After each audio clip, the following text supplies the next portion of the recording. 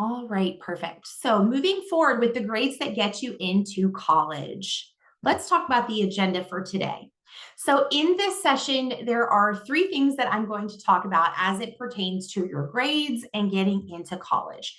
Now, the first of that is going to be discussing what is the absolute most important element in your college applications. And then secondly, we're going to break down your high school transcript. We're going to talk about how colleges use this information for college admissions. And then lastly, we're going to discuss the things that you can do right now to make sure that you have the chance to best succeed in high school. And then by the end of the session today, my goal is that you have some takeaways that help you to get good grades and have an application built that stands out against other students. All right, so when it comes to college admissions, there's one element of your college application that's going to be more important than anything else. Now, whether you're attending a large or small school, whether it's a public or private school, or even if it's a religious or secular school, colleges in general are really just looking for the same pieces of information when determining whether or not to admit a student into their school. Does anybody want to guess? You pop it in the chat if you know, but does anybody want to guess what that most important element is when it comes to college admissions?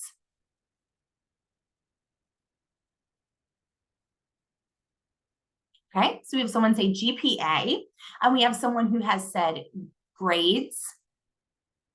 If anybody else wants to chime in, if you're typing, you're well. GPA, we have a second for GPA. Very good. So there are plenty of things that you're going to do when you apply to college. I mean, firstly, you're going to have to fill out an application, right?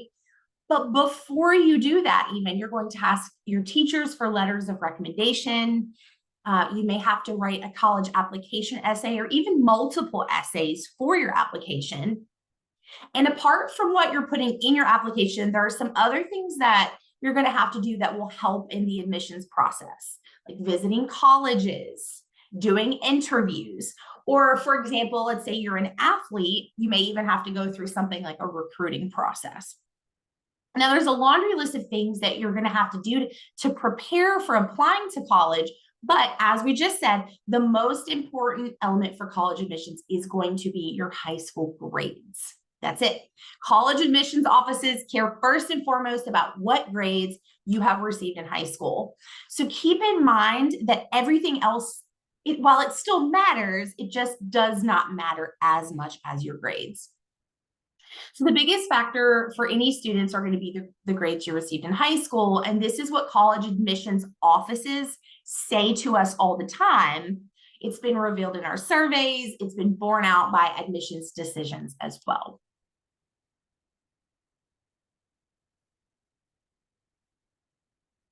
All right, so I know what you're thinking. Okay, I said grades are the most important. So you may be thinking, okay, well, I have heard that colleges want well-rounded students. Well, certainly colleges are going to want well-rounded students, but we should really talk a little bit about what college admissions offices mean when they say a well-rounded student.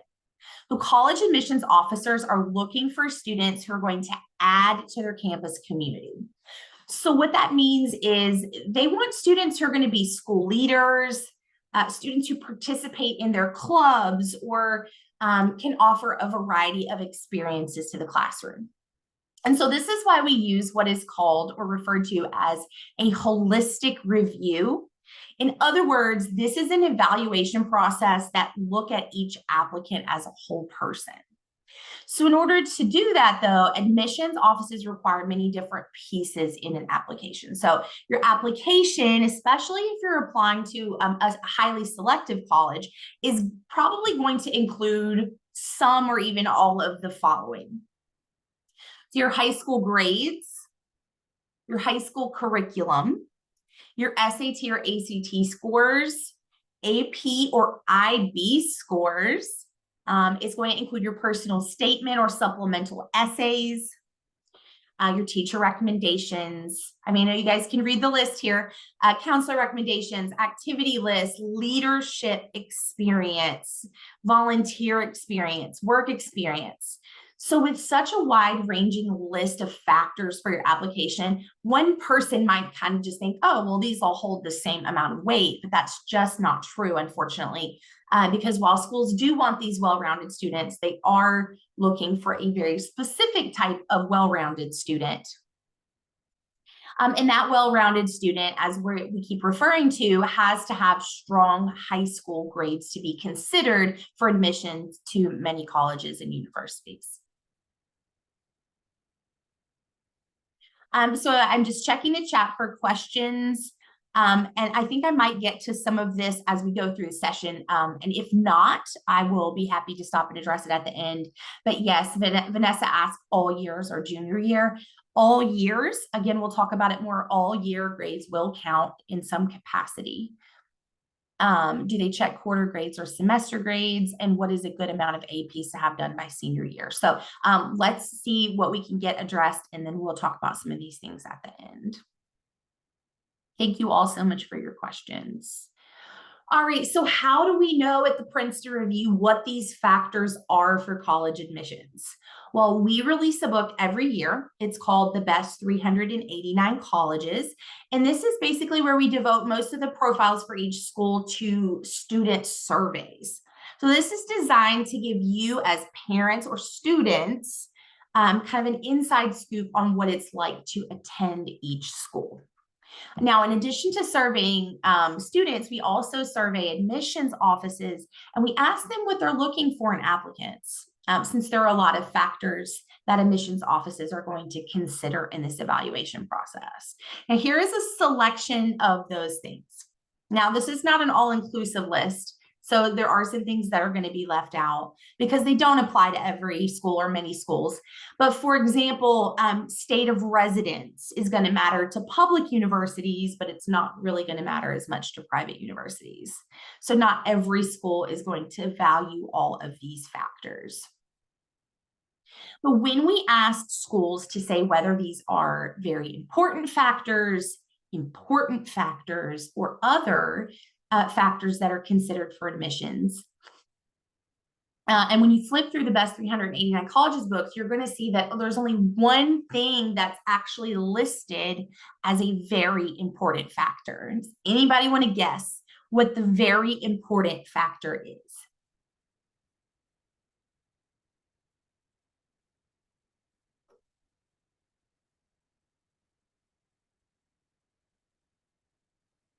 Yes, Vanessa, I will send you a copy of these slides. All right, so we have someone who said GPA. They think that GPA is the only thing that's listed on this as the most very important factor. This one can be a little tricky.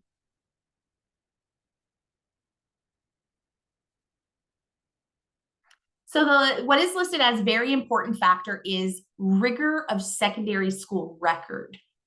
Again and again, the most important factor in your application, and this is as stated by college admissions offices, is going to be rigor of secondary record. Now, 85% of the schools that are listed in our Best 389 Colleges book or list this as a very important factor.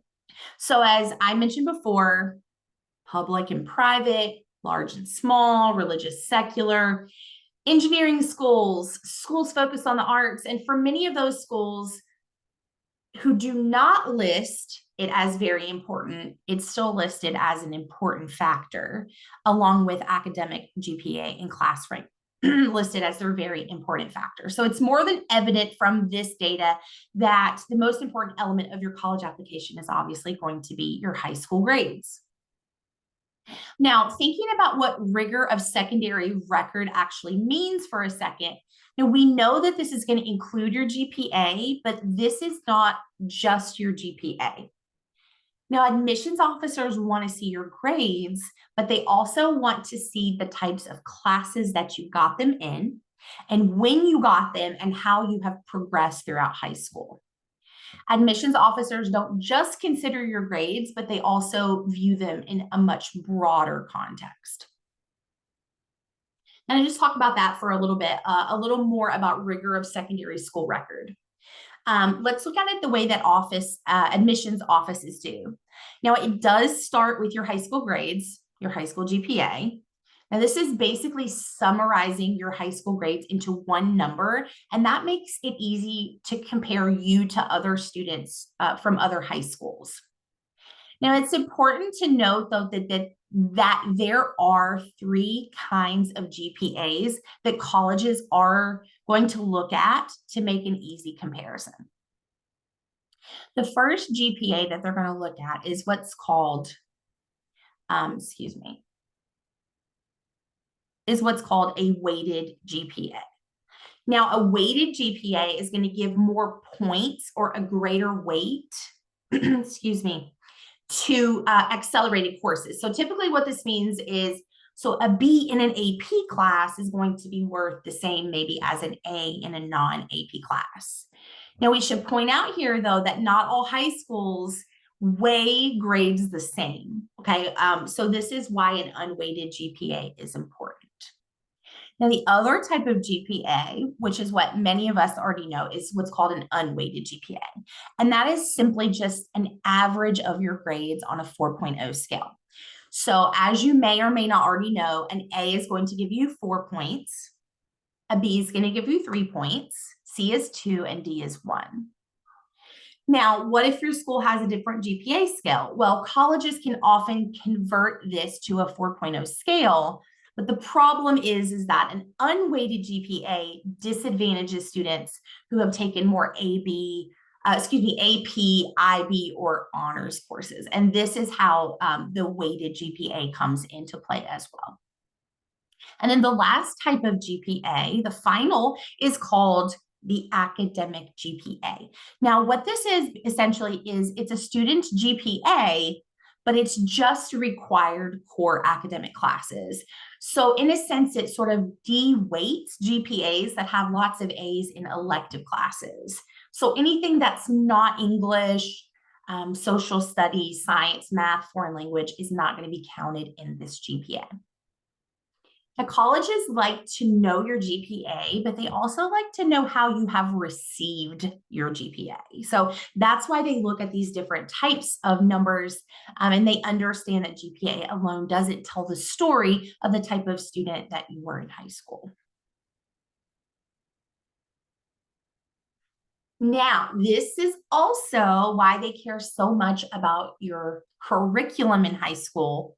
And why it holds so much weight as well. So challenging yourself, is a key component to succeeding academically. And that's really what your high school curriculum is going to demonstrate. So when college admissions offices analyze your curriculum, they're really looking at a few different things. So firstly, they're looking at your core courses, as I mentioned earlier. English, math, social studies, science, and foreign language classes. So colleges want to see who have taken one course in these subjects for at least 3 years, or usually in all 4 years of high school. Now, certainly, though, many students may drop one of these core courses during their senior year. But if that's the case, if that's the case, it should just be one course and it should happen only during senior year. Next, they have elective courses. They're looking at electives. So these describe any non-core courses. Okay, but I don't want you to just think of these as extraneous because your electives should be chosen for a reason. So courses that you are able to choose are a great opportunity for you to pursue your passions, your interests, and colleges also want to see that when they look at your electives.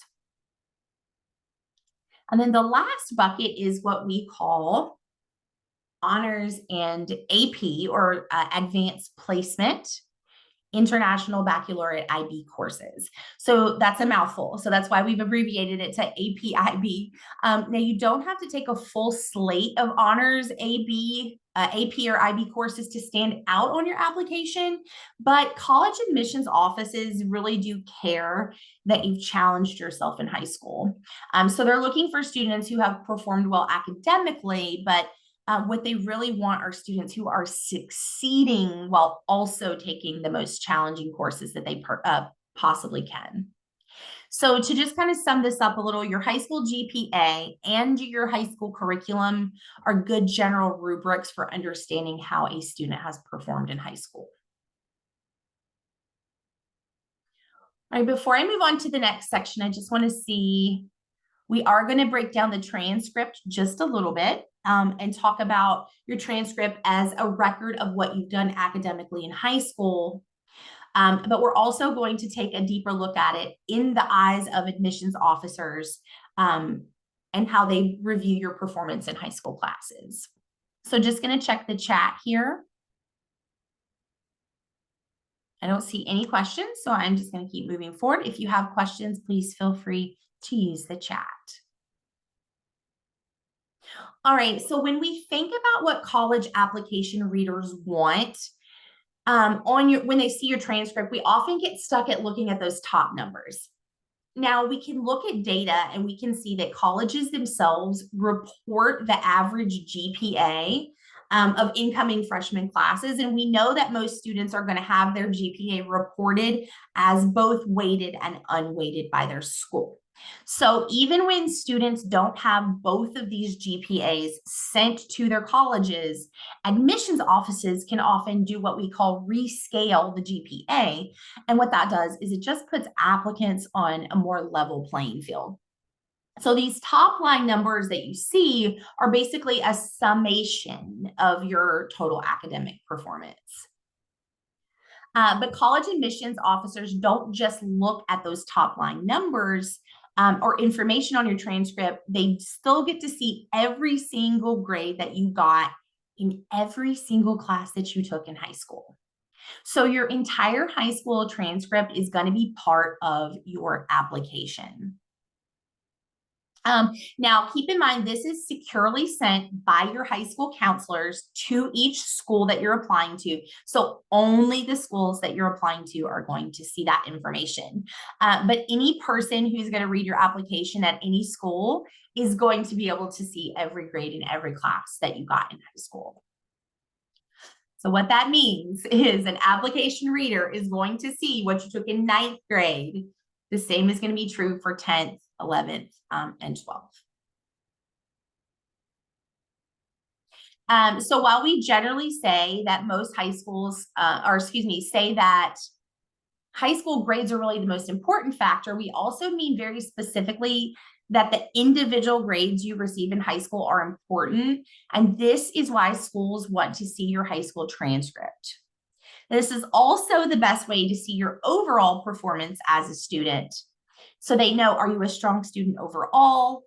Did you have a bad year somewhere? Is there maybe one subject area where you struggled? And your transcript is going to show all of that information. So the story of your high school career is going to be told by your transcript year by year. Let's check the chat. Oh, you guys couldn't see a visual attached to the slide. Very interesting. I'm not sure I could see it on my end.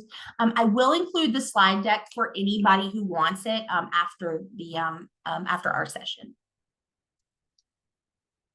I think maybe there was just a little bit of a delay. Yes, so the question that we have is, when you say individual grades, is that semester grades or quarter grades? So they are going to see those top line numbers. They are going to see all of your final grades, but they're really going to be looking at your semester grades. Sure, you are welcome for sending the slides. Yeah, so they're looking at, as you can see, kind of, I don't know if you can see the visual now, but they will show, you'll have your semester one, your second semester grades, and then you're also going to have your final grade. So there is a little bit of a breakdown. They're not going to see every single assignment that you've done in every grade there, but they are going to be looking at it as broken down. at least by semester grades. All right. Let me know if you're having any issues seeing my slides. There seemed to have been an issue there a few minutes ago, so I want to make sure that does not happen again. All right, so we're going to kind of break down the years of high school. And when we go year by year, we're just going to go ahead and put 9th and 10th grade together. So if you're a junior or senior on this call, sorry, this is going to be a little bit of a review for you of past.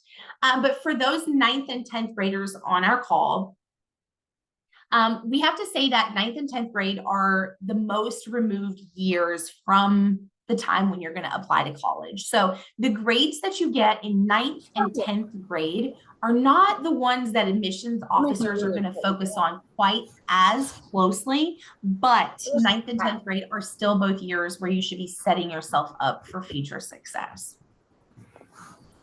Okay, so in 9th and 10th grade, the first step to success is going to be developing grades. Somebody is not on mute. Okay, sorry, I had to mute somebody. So this doesn't just mean getting good test scores, turning in essays on time. As important as those things are, developing study skills means learning and practicing good habits. Now, what it also means is learning time management skills that are going to serve you throughout the rest of high school as well as college and even beyond. Now, your first 2 years of high school is also the ideal time to start challenging yourself. So this doesn't mean you have to take a full slate of AP classes or get a perfect grade on every single test from day one of high school, but you should challenge yourself in all your subjects. And even if that does mean taking a higher level course that you're not completely confident about. But this is especially true as you explore your areas of interest. So taking time to explore your areas of interest also going to make your high school experience more fun.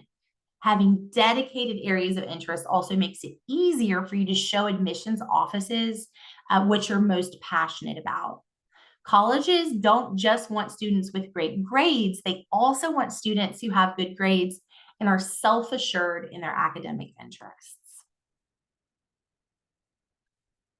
Now moving on to 11th grade. Many of you may be juniors this coming year.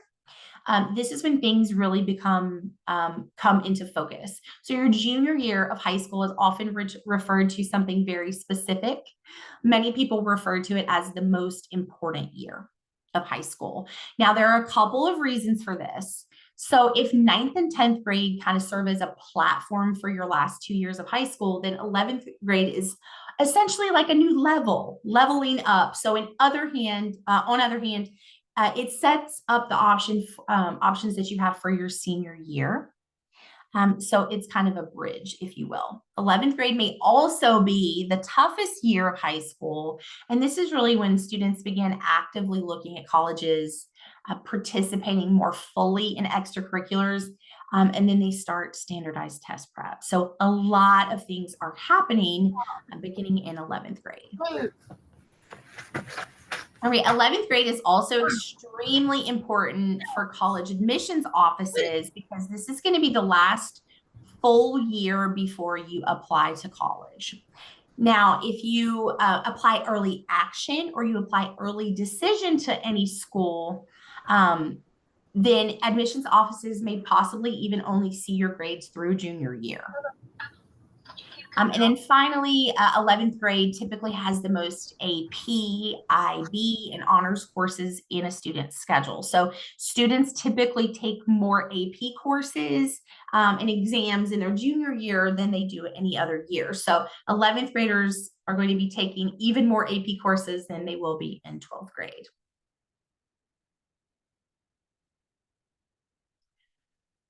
All right, just checking chat here. And then that takes us to 12th grade. If you make it through all of that, then you've made it to your senior year. So while this is certainly a time for you to have fun, create lasting high school memories, I want you to remember that you will have to submit your final transcript to your college after graduation. So your senior year still matters.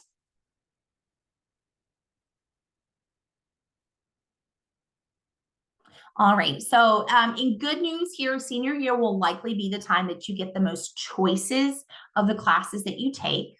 So, you're going to want to build on your high school curriculum by choosing classes and explore those subjects that you're most interested in. I already mentioned that before, but you want to pick things that you're likely to study in college when you have this type of freedom of choice. Secondly, your first semester senior year grades are going to be the most recent grades that college admissions officers are likely going to see. So even if you apply early before first semester grades are final, your school may ask to see your mid-year progress report. So senior year is not a chance for you to let up on your academic efforts. And then lastly, and most importantly, take your senior year to keep honing in on your academic skills. So you should push yourself to further develop your writing, your study, your research abilities. And the more work you put in now, the easier that transition to college is going to be.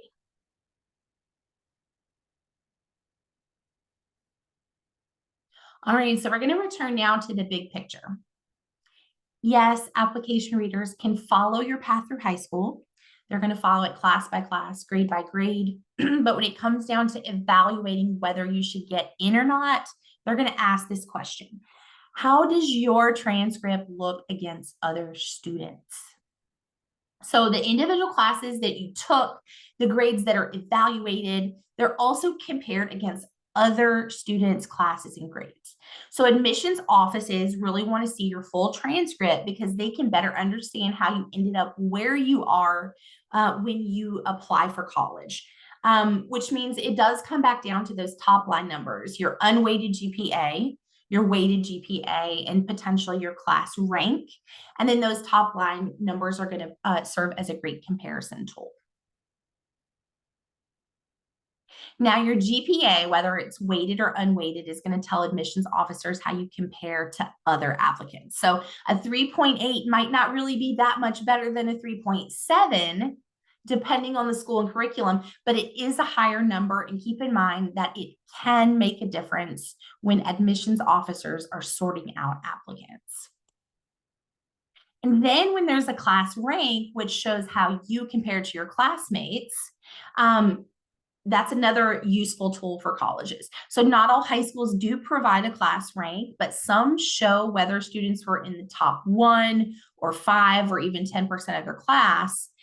Some other schools will offer GPA distribution charts. So in other words, college admissions offices know how strong of a student you are when you're compared to other students at your high school. Okay, so the county doesn't do class rank. So just keep in mind, and we say this, that even if Montgomery County doesn't do class rank, there are still some other schools that are going to be reporting class rank. So as much information as possible a college has about you, they can use as a comparison tool for your grades and transcript.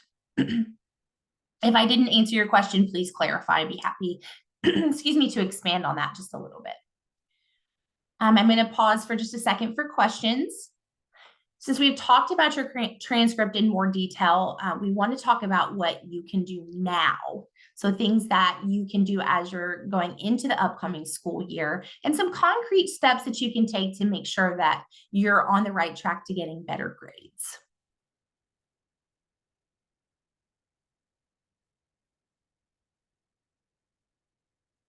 Okay, I don't see anything in the chat, so I'm going to just keep going. Again, if you do have questions, feel free to ask. And when we finish this section, we will go through Q&A.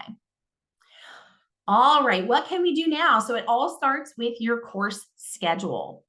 So maybe you barely thought about your course schedule because you're told what to do, someone told you what's going to be best, and you just did it. Choosing your courses is always important, and it's worth real consideration because you get a chance to make a difference in your high school career at the start of each school year. So when you choose your course schedule, always make sure that you're advocating for yourself. So first, you want to take courses that interest you at every opportunity, including your core classes. So if statistics sounds more manageable or more appealing than calculus, you think statistics would make more sense with your intended college major, then you need to take statistics. And you'll likely get a better grade too, and you'll have a better time if you are interested.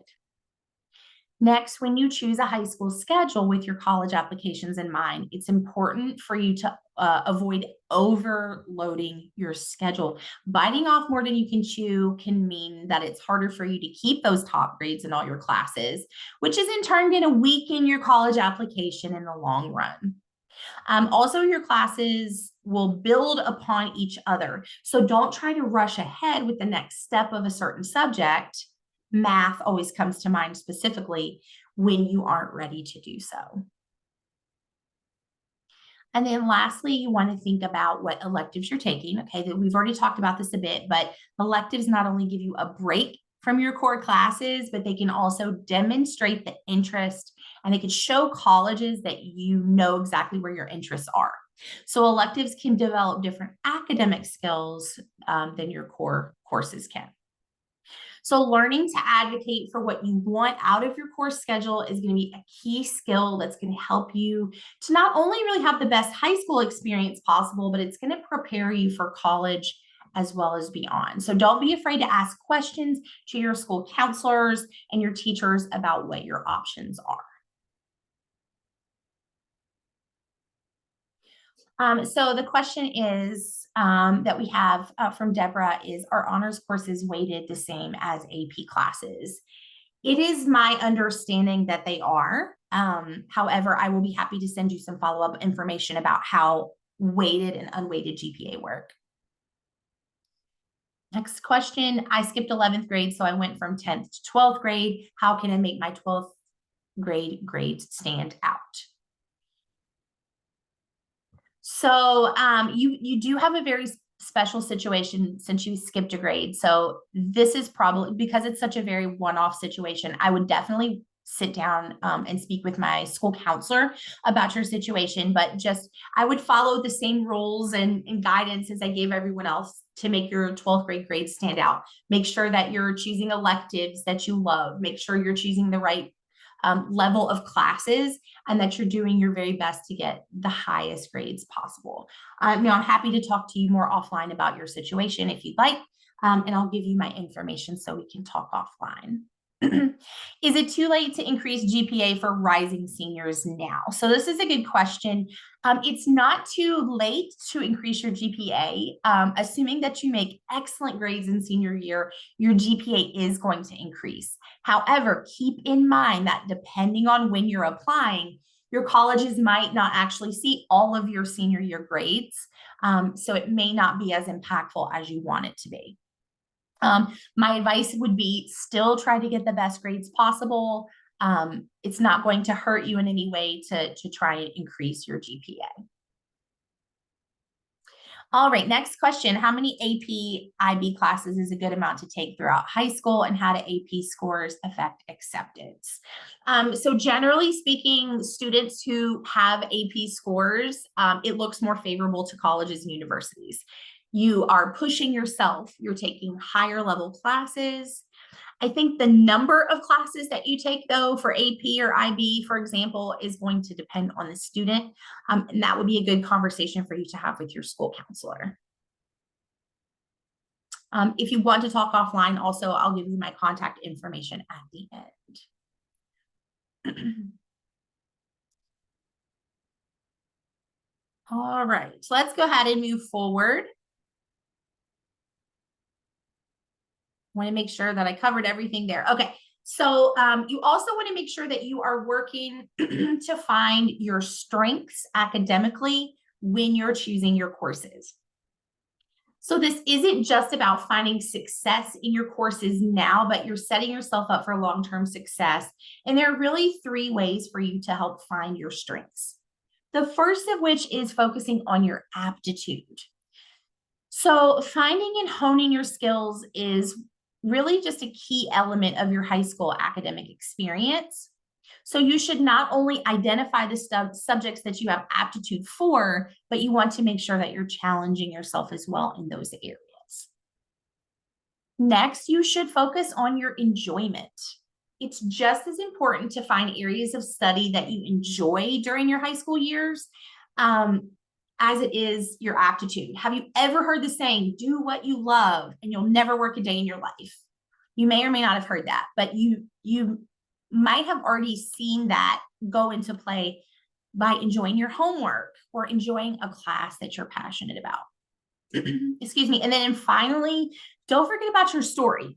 College admissions officers are looking at your transcripts, not just as a collection of numbers, but they're looking at it as the story of your high school experience. So think about how your classes fit together as a whole and what your overall course schedule is going to say about you and your academic intentions.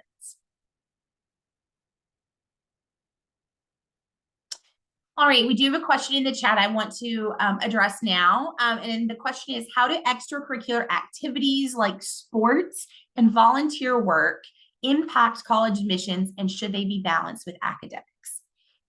Short answer is yes, they should absolutely be balanced with academics. You don't want to spend so much time on extracurriculars and work that it's going to negatively affect your high school transcript, because remember that is one of the most important factors.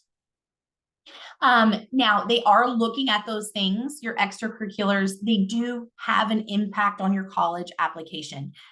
They're looking at you as a person. So they want to see that what you're investing your time in, what you're good at, what your interests are.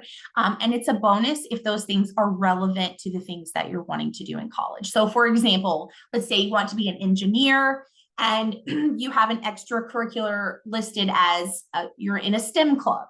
So that's going to look favorable to you because you are using your interests and showing that you want to do those things as you pursue your college degree. Next question is, how can you get involved in extracurriculars in senior year? So this is a bit of an offline question, but I'm happy to send you some information about that as well. Keep in mind, if you've not really been doing any extracurriculars 9th through 11th grade, the impact of what you're doing in your senior year may not hold as much weight, unfortunately, as what you've done in your junior year. Thank you all for your questions. So we're almost finished. We're just going to wrap up here with a couple more things, and then we'll take questions at the end again. Another thing that I want to focus on is a simple example as pertains to grades. I bet you have said something like, I need help with my essay, or you have a homework assignment that's difficult, or you don't know what to do to be able to do well on it, or how to study for a test. This happens to everyone at some point. And now this isn't just true of high school students. This happens to college students, happens to graduate level students. And in a different way, it happens to people who are working a job. So as humans, we have a tendency to just shout out that we need help with no real details. I need help with my essay is not specific. It's really just a general way of saying that you need some assistance in some way with your essay. And you want to clarify what you need, what help you need. So when you know you need help, what is it that you are really saying? I need help with my essay could really mean a number of things. It could mean I don't know how to interpret the prompt. It could mean I'm having trouble creating an outline. Or it could mean I'm not sure my essay is responding to the prompt.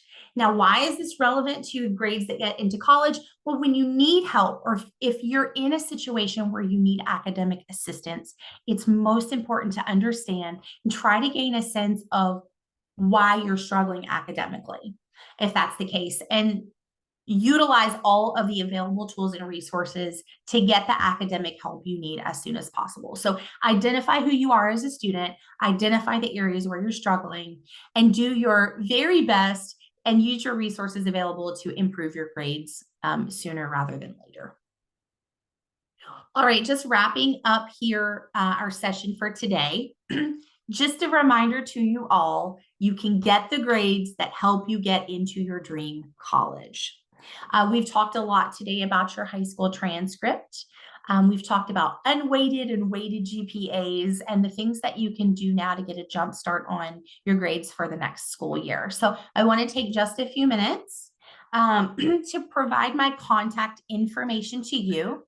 And then we are going to go into questions. 1 second here. I think there was someone. Okay, there we go.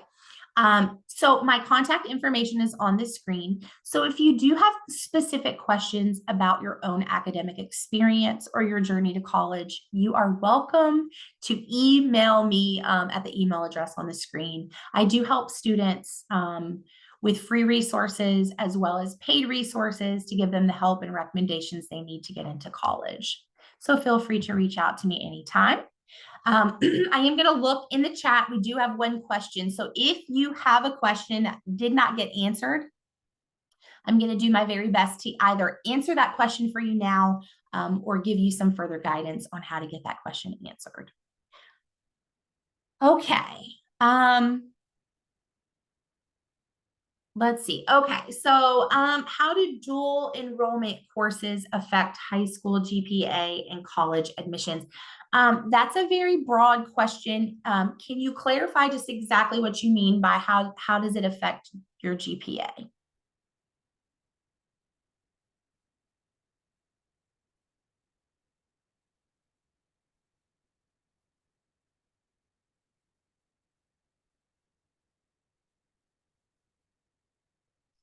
All right, if you have a question, go ahead and put that in the chat, please.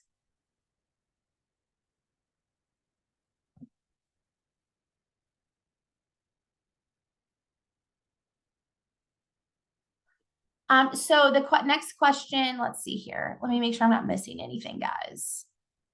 Next question, do colleges look for semester or quarter grades? I believe they are really just looking at, they're going to look at semester 1, semester 2, and final. Anything that is listed on your transcript is going to be sent to colleges. So if your quarter grades are listed on your transcript, then they will see that. If it is only listed as semester 1, semester 2, and final, then that is the information that they will receive.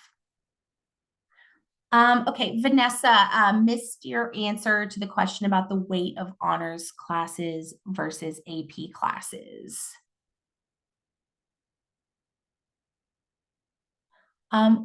Vanessa, was your question of how they are weighted? I don't know if that was your question for sure. I'm not sure what the question was without scrolling back to look. Yes. Can you hear me? Yes. That's my question. When you were talking about the weighted GPA and that AP classes are weighted more than the regular classes, are honors classes? I see. Okay, that was someone else's question you missed the answer to. Okay, I got it now. Correct. It is my understanding that they do hold the same weight. However, I absolutely think I should get clarification on that because I do not want to tell you incorrectly, but that is my general understanding. Thank you. Okay, let's see what other questions we have here in the chat.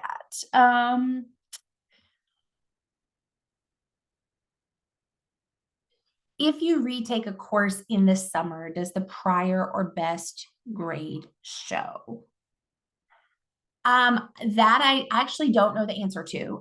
It may depend on your school and the rules that they have for replacing it. So if the purpose of retaking a course is to, I mean, obviously to get a better grade, I'm not sure if the old course score is grade is going to show up. That would be a question for the school counselor, I believe.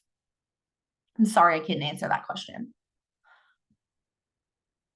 What about standardized tests and how they factor in? And can you explain the new SAT structure? So we do have an entire session on the digital SAT. Standardized tests do factor in. According to the NACAC survey that was released, test scores are going to be the third most important factor in college admissions. So number 1 is going to be actual grades. Number 2 is going to be the rigor of courses, so the level of difficulty of courses. And then the third factor is going to be standardized test scores. So even though many schools have gone test optional, for schools that are test optional and scores are reported, they are still looking at those and using those as factors for college admissions. So short answer, depends on the test policy of that school, but yes, standardized test scores still matter. Now, as for the digital SAT, we do have an entire session, and I am happy to send everyone the link to sign up for that on the new changes of the new digital SAT.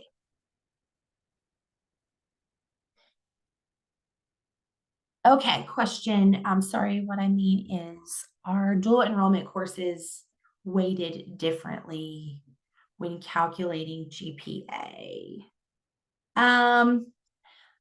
Also don't know the answer to that question either. I will find that answer for you, and I will be happy to send it to you in our follow-up email. Information. Yes, Deborah, I will absolutely send you. We have lots of other sessions, and I do have a strategy session, and I'm happy to send you that information. I don't mind answering the question, but it is such a lengthy question with the changes that I could be talking for a whole other 45 minutes. Next question, what is a strong SAT score to have when applying for colleges? So what is considered a good SAT score is going to be the score that's going to get you into that college of choice. Now, I don't intentionally mean not to answer your question, but there is no one score that's going to be considered a strong score. Now, unless you get a perfect score, which is a 1600, there are a couple things that you can do. One, you can look at the score as a percentile. So you can see how you compare against other students. And that information is released by College Board so that you can see kind of how you compare against other students. But more broadly speaking, you should do research on the schools that you're looking to apply to and figure out, one, are they test optional? And number two, what is the average admission score of that school? So if, let's say, X school average admission score is a 1300, then for you, a strong SAT score is going to be any score over a 1300. So again, not to not answer your question, but it is very relative to the type of school that you're applying to. What is the score for PSAT merit scholarship? So that is a completely different conversation, and we do have another workshop, and it is a digital SAT and PSAT strategy session. So I'll send you the link to register for that. PSAT merit scholarship is going to be the top 1% of all students per state. So in order to get a PSAT merit scholarship, you would have to be the top 1% of students scoring in the state of Maryland.